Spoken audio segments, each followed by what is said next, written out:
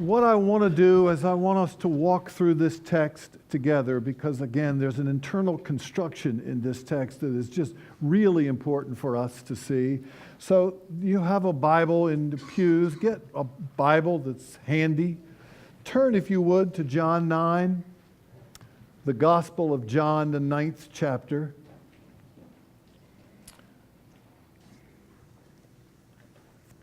The essence of this text can be found, I think, in the words of that wonderful old hymn, I once was lost, but now I'm found, was blind, but now I see. There are all different kinds of blindness, and this man in John 9 apparently had a couple of them. We are told in the first part of the story that he was blind since birth. Not once did he ever see the face of his child, the colors of a sunset. No worries, Jesus says. Go wash your eyes in the pool of Siloam and it'll be taken care of. And he did, and it was, and he had to put on sunglasses to see get rid of the glare. The problem was he had another kind of sight that took a little while longer. And it's here we've got to walk through this text together.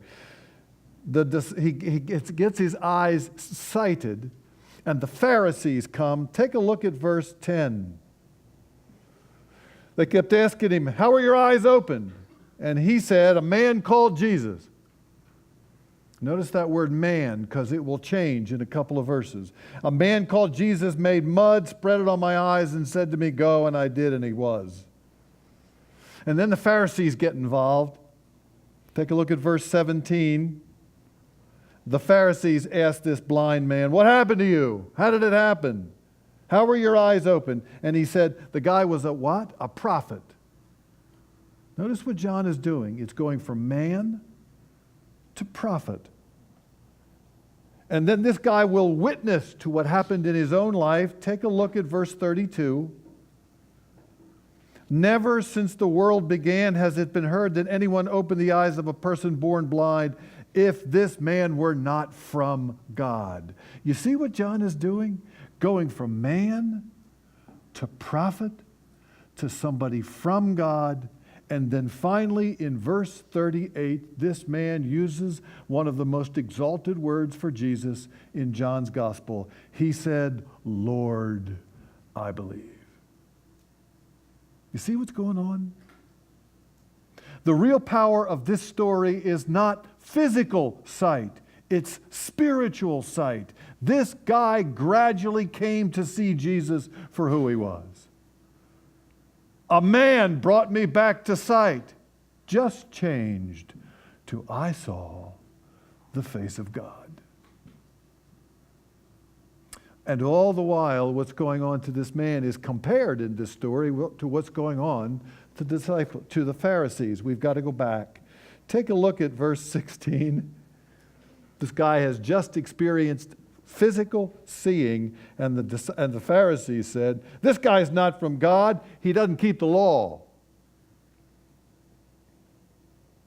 Then, to make matters worse, the Pharisees go to his parents and said, excuse me, folks, is it possible that your son wasn't blind at all? Maybe he's just pretending, because you can't have that.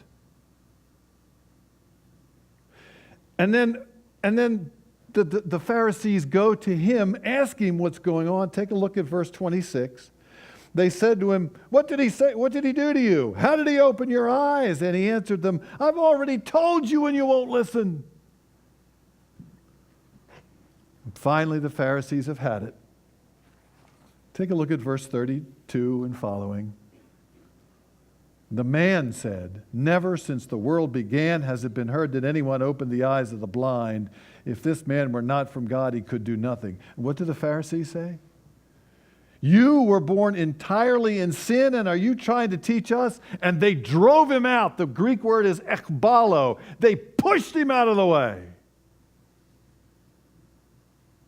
See what's going on? Jesus says it best. This is why I've come into the world, that those who can't see may see, and those who don't see might become blind. You see, the light of God cuts both ways. It saved the man. He was saved by the light. The Pharisees were blinded by it. And it begs us to ask the question, which one are we in this text? Who are we in this story? Before you answer that question, really be careful. Let's be clear. What does the guy do after he sees Jesus as the Son of God? He worships, John says. Now, if you think for an instant that means he went to a 45-minute worship service and then went out to soccer practice, I think we're the ones who are blind. I think this guy had his life completely turned around. I think this experience with Jesus completely 180 degrees shifted his life. It was on the road to Nazareth that an encounter with God changed a teenage peasant woman into the mother of Jesus. It was on the road to Emmaus that an encounter with God turned those two disciples all the way around and heading back to Jerusalem. And it was on the road to Damascus that an encounter with God changed a persecutor of the Christians to the greatest evangelist the church has ever seen. I think that's what happened to this guy. I think his life was completely changed. Wonder whatever happened to him. Or more to the point, I wonder what's happening to us, to you, to me, to this place. Are we like this man born blind who gradually are beginning to see? Or are we like the Pharisees who were born seeing and haven't got a clue? I need to ask you some questions. Are we taking Bible study and small groups and worship regularly and prayer in our own lives seriously to the point where we're deepening our relationship with Jesus Christ to more clearly understand what discipleship means in our lives? Or are we settling for a happenstance, half-hearted Christian experience, which of course is no Christian experience at all? We're living in a room full of windows where we can see past ourselves out into God's good earth and loving every minute of God's diversity, all shapes, sizes, colors, kinds, creeds, religions of people. Or are we living in a room full of mirrors, only seeing our own needs and our own wants and deluding ourselves into thinking that we're the center of our universe? Are we joining Jesus in fighting against racism and bigotry and discrimination and all the other forces of evil that seek to destroy human life? Or are we hiding behind our gated communities and our 401ks and letting the rest of the world go to hell? Which one are we in this text? Are we the man? Are we the Pharisees? This is why I've come into the world, Jesus says, that all those who do not see may see, and those who see may become blind. The light of Jesus Christ cuts both ways. There's the man, there's the Pharisees. Which one are we? Which one are we?